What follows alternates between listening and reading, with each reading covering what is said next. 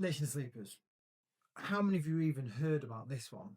So in June this year, while we're all being distracted with foreign wars, political division, wall-to-wall headlines about anything else, the government has quietly slipped through a new law. It's called the Data Use and Access Act, and hidden inside is the foundation for a digital ID prison that could reshape our futures forever.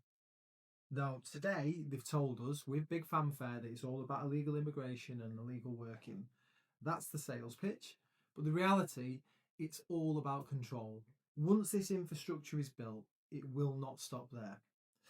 The Act, and you can read all about it, creates a whole new system of digital verification. Even though we already have loads of third party stuff, this is a new register of all the providers with a government trust mark. New powers for the state agency to share of all of our data.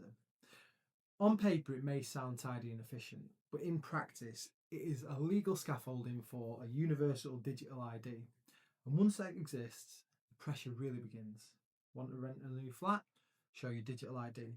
Open a new bank account? Digital ID. Apply for a job, travel, access services, all tied to one thing, identity and one control thing. But here's the danger of it all: mission creep. Today it's immigration checks. Tomorrow it's going to be a transaction for daily life. You're going to have it for your social media account.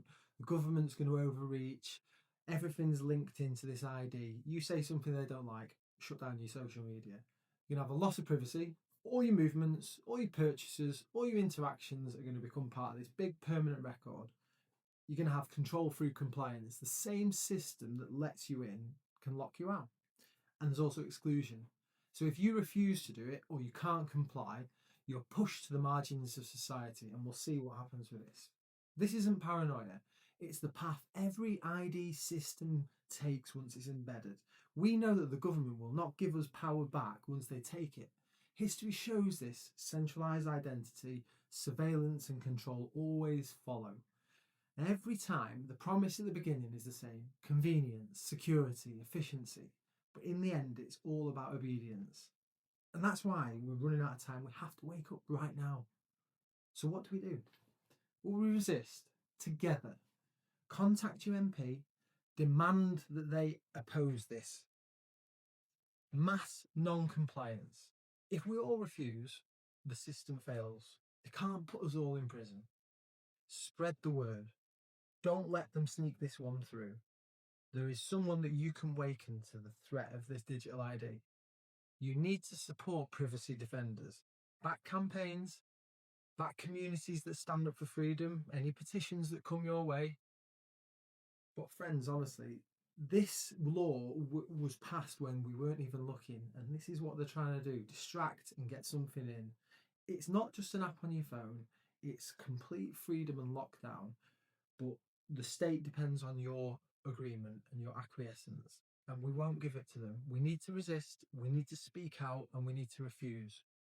Mass non-compliance is the only way to achieve your aims with this. We already know that the government is completely overwhelmed in terms of prison places. They cannot arrest us all and put us all in prison. They cannot force you to do this. They may have a royal assent on the act, but the act can be repealed either by the current government or the future one. Our MPs are repeatedly not supporting or representing us. They are the problem, and they will continue to force through things like this that will lead to complete state control if we do not do something about it. And to end, they say that they've got this golden solution. Yeah, they could have stopped the boat sooner. They could have stopped all of the illegal working practices sooner. They've got a clear track record of not being able to protect our data. Even the GovOne UK login, their gold standard £320 million scheme, it was proven to not even meet the government's own standards for digital ID framework. What makes you think that they're going to be able to contain our data and keep it safe from cyber hackers? They're not. This is all just a scam to control me, to control you, and we have to say no.